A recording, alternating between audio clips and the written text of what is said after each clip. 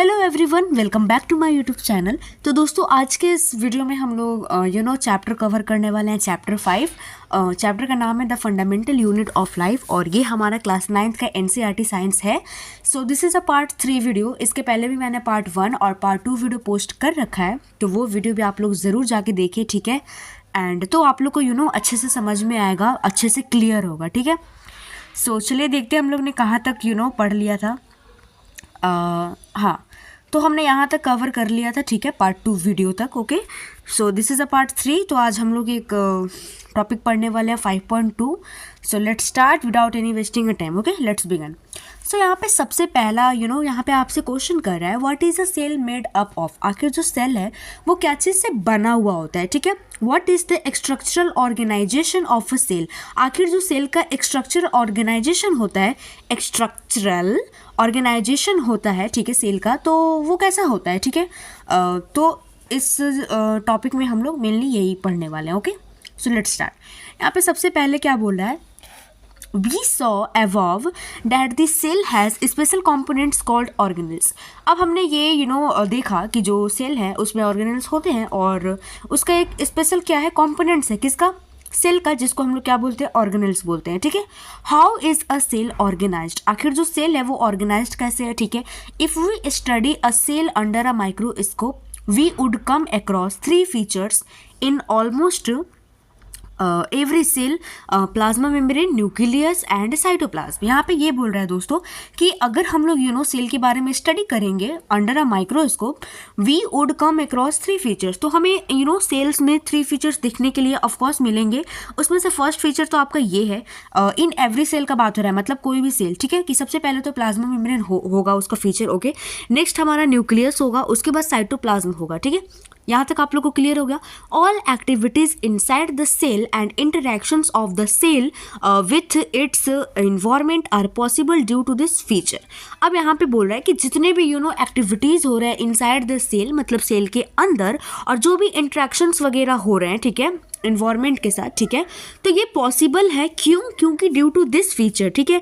अब होता है ना कि भाई क्या बोलते हैं, मतलब कोई भी इन्वायरमेंट हो, ठीक है, उसमें सेल का जो एक्टिविटीज़ है, जो भी एक्टिविटीज़ हो रहा है उसके अंदर, ठीक है, जो भी इंट्रैक्शंस वगैरह हो रहे हैं, तो ये सब पॉसिबल है, क्यों, इन्हीं फीचर्स की वजह से। Okay, plasma membrane, nucleus and cytoplasm. Okay, उसके बाद देखते हैं लेट्स अस सी हाउ। तो चलिए हम लोग देखते हैं आखिर कैसे। ओके, सो हमारा अब नेक्स्ट टॉपिक है 5.2 प्लाज्मा मेम्ब्रेन और सेल मेम्ब्रेन। तो हम लोग यहाँ पे 2 टॉपिक कवर करेंगे, ठीक है, इस वीडियो में मेनली। फर्स्ट तो हमने टॉपिक कवर कर लिया, ठीक है, 5.2। नेक्स्ट हमारा टॉपिक है 5.2 का 1, ठीक है। सो ये टॉपिक भी हम लोग इसी वीडियो में कवर करेंगे। सो टॉपिक का नाम क्या है, प्लाज्मा मेम्ब्रेन और सेल मेम्ब्रेन के बारे में हम लोग जानेंगे और इसका डिफरेंसेस भी जानेंगे कि भाई इन दोनों में आखिर डिफरेंसेस होता क्या है। This is the outermost covering of the cell that separates the contents of the cell from its external environment. अब यहाँ पे है दिस इज, मतलब ये क्या है, और यहाँ पे सॉरी मैंने कह दिया कि डिफरेंसेस हम लोग जानेंगे। प्लाज्मा मेम्ब्रेन और सेल मेम्ब्रेन एक ही होता है, ठीक है, मेरे दिमाग से ये निकल ही गया था।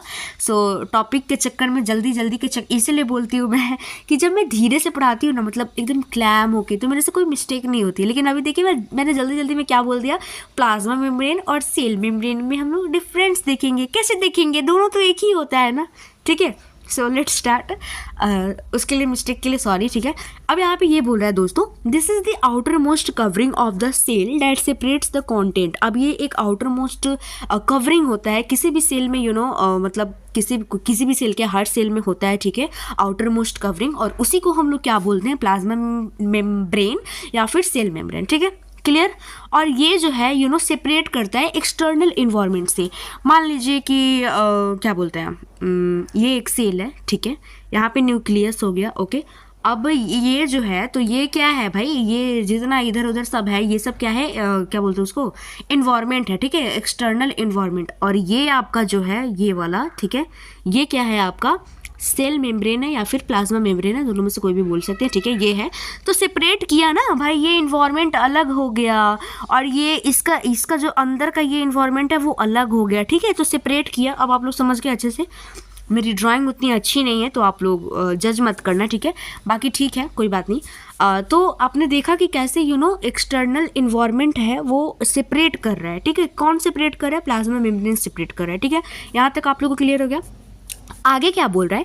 द प्लाज्मा मेम्ब्रेन अलाउज और permits the entry and exist of some material in and out of the sub material out of the cell. अब यहाँ पे क्या है कि जो सेल है, ठीक है, उसका जो प्लाज्मा मेम्ब्रेन है, ठीक है, तो वो कुछ ही कुछ ही सिलेक्टिव चीज़ों को, मटेरियल को वो अपने अंदर अलाउ करता है, बाकी सबको वो रिजेक्ट भी कर सकता है, ठीक है, मतलब उसको नहीं आने देता अंदर। मेनली आप लोग ऐसे समझिए, ठीक है। It also prevents movement of some other materials, और वो उसके अंदर जो प्लाज्मा मेम्ब्रेन है वो मूवमेंट वगैरह भी सम अदर मटेरियल्स का होता है, ठीक है, उसकी वजह से। नेक्स्ट है यहाँ पे the cell membrane therefore is called selectively permeable membrane, ठीक है। चलिए, तो इसीलिए यहाँ पे जो सेल मेम्ब्रेन है उसको हम लोग क्या बोलते हैं? सिलेक्टिवली परमिएबल मेम्ब्रेन बोलते हैं। वो इसलिए क्योंकि वो सिलेक्टिवली मटेरियल्स को ही वो अपने अंदर आने देता है, बाकी जो अदर मटेरियल है उसको एग्जिस्ट कर देता है, ठीक है, मतलब उसको अंदर आने ही नहीं देता, ठीक है, एंट्री ही नहीं देता है। आप लोग ऐसे समझो। तो अगर कोई बोलेगा कि भाई सेल मेम्ब्रेन को आखिर हम लोग सिलेक्टिवली परमिएबल मेम्ब्रेन क्यों बोलते हैं, तो आप लोग ये आंसर कर सकते हो। आप लोग कैसे आंसर करोगे?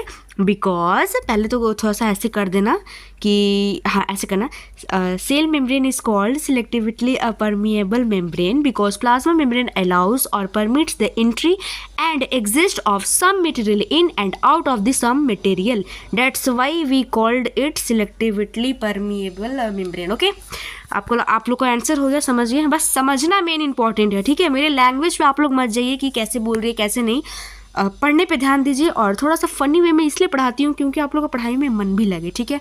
ऐसे मैं बहुत बोरिंग आदमी हूँ, वैसे कुछ नहीं है, बट मैं थोड़ा सा कुछ ज़्यादा बोलने की कोशिश करती हूँ, थोड़ी लाउड बोलने की कोशिश करती हूँ ताकि आप लोग को अच्छे से समझ में आए, ठीक है। सो मेन चीज़ है समझना। अब आगे हम लोग देखते हैं, how does the movement of substance take place into the cell, how do substance move out of the cell.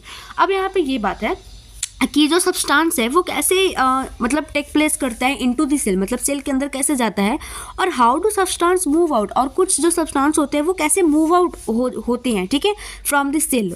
इसके बारे में हम लोग पढ़ेंगे, ठीक है। यहाँ पे देखिए क्वेश्चन पहले पूछ दे रहा है, उसके बाद इसका आंसर बता रहा है, ठीक है। Some substance like carbon dioxide और oxygen can move across the cell membrane by a process called diffusion. अब यहाँ पे एक प्रोसेस और आ गया जिसका नाम है डिफ्यूजन। चलिए आगे देखते हैं। Some substance like carbon dioxide, जैसे कि कोई सब्सटेंस जैसे कि कार्बन डाइऑक्साइड हो गया और ऑक्सीजन हो गया, can move across the cell membrane, ये लोग आराम से मूव कर जाते हैं। कैसे? सेल मेम्ब्रेन से होकर। तो इसी प्रोसेस को हम लोग क्या बोलेंगे? डिफ्यूजन बोलेंगे, ठीक है। तो ये भी एक डिफिनेशन हो गया। We have studied the process of diffusion in earlier chapter.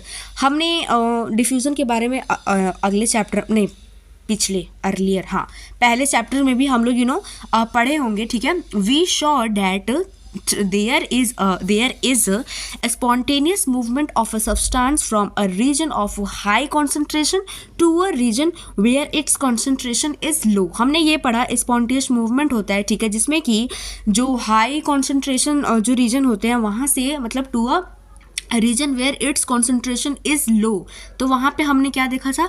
Spontaneous movement देखा था, ठीक है। Something similar to this happens in cell when for example some substance like CO2 which is cellular waste and required to be excreted out by the cell accumulates in high concentration inside the cell. अब यहाँ पे ये बोल रहा है ना दोस्तों, एक सेकेंड, कहाँ गए? हाँ, आ गया, एक सेकेंड, कहाँ गए भाई? हाँ, in this cell substance like CO2, हाँ, something similar to this happens in cell when for example, जैसे कि सम सब्सटेंस जैसे कि CO2 हो गया विच इज सेलुलर वेस्ट, जो कि एक सेलुलर वेस्ट है, ठीक है, सेल का वेस्ट है, सेलुलर वेस्ट है, and required to be excreted out of the cell, और रिक्वायर्ड होता है कि उसको एक्सक्रीट किया जाए from the cell, accumulates in higher concentration inside the cell, जब उसका अंदर में हायर कॉन्सेंट्रेशन हो जाता है तो in the cell external environment the concentration of CO2 is low as compared to the inside the cell. अब यहाँ पे है कि जो in the cell, जो सेल का एक्सटर्नल इन्वायरमेंट है, ठीक है, तो उसमें क्या है, the concentration of CO2 is low, तो वहाँ पे क्या होता है, लो होता है, ठीक है, as compare to the inside the cell. Inside the cell में उसका कॉन्सेंट्रेशन ज़्यादा होता है, किसका, CO2 का, और जो एक्सटर्नल इन्वायरमेंट में है उसका लो होता है. As soon as there is a difference of concentration of CO2 inside and outside a cell, CO2 moves out of the cell from a region of high concentration to a region of low concentration. कहाँ गया, एक second, इसमें तो खो ही जा रहे हैं हम लोग. A region of high concentration to a region of low concentration outside the cell by process of diffusion. अब डिफ्यूजन की प्रोसेस में क्या होता है कि जो कॉन्सेंट्रेशन ऑफ CO2 है इनसाइड में और आउटसाइड सेल में, तो CO2 जो है वो मूव करता है आउट ऑफ द सेल, मतलब वो सेल से बाहर चला जाता है, ठीक है. हाई कॉन्सेंट्रेशन है तो फिर वो लो की तरफ चला जाता है, कहाँ पे, to a region of low concentration. और to a region of low concentration, और जो CO2 का जो लो कॉन्सेंट्रेशन है वो कहाँ पे होता है, वो इन्वायरमेंट में होता है, ठीक है, जो बाहर जो एक्सटर्नल इन्वायरमेंट है वहाँ पे. क्यों उस तरफ जाता है, क्योंकि भाई सेल के अंदर उसका हायर कॉन्सेंट्रेशन रहता है, किसका, CO2 का, इसीलिए वो लो की तरफ जाता है, ठीक है. सो डिफ्यूजन का यही डेफिनेशन है, ठीक है, कि जब भी कोई हायर कॉन्सेंट्रेशन से लोअर कॉन्सेंट्रेशन में जाए तो उस प्रोसेस को हम लोग क्या बोलेंगे, डिफ्यूजन बोलेंगे. Okay. Similarly, O2 enters the cell, O2 मतलब ऑक्सीजन, ठीक है, enters the cell by the process of diffusion. किस प्रोसेस से इंटर करता है O2, डिफ्यूजन के प्रोसेस से. when the level और concentration of O2 inside the cell decreases, अब जब जब लेवल जो होता है, एक सेकेंड, कहाँ गया, हाँ, the process of diffusion, when the level और concentration, जो concentration होता है ऑक्सीजन का इनसाइड द सेल जब डिक्रीज होने लगता है, does diffusion plays an important role in gaseous exchange between the cells as well as the cell and its external environment. अब यहाँ पे क्या बोल रहा है कि तभी जो है डिफ्यूज़न जो है एक इम्पॉर्टेंट रोल प्ले करता है, गैसियस एक्सचेंज करता है between the cells as well as the cells and its external environment से एक्सचेंज कर देता है, ठीक है.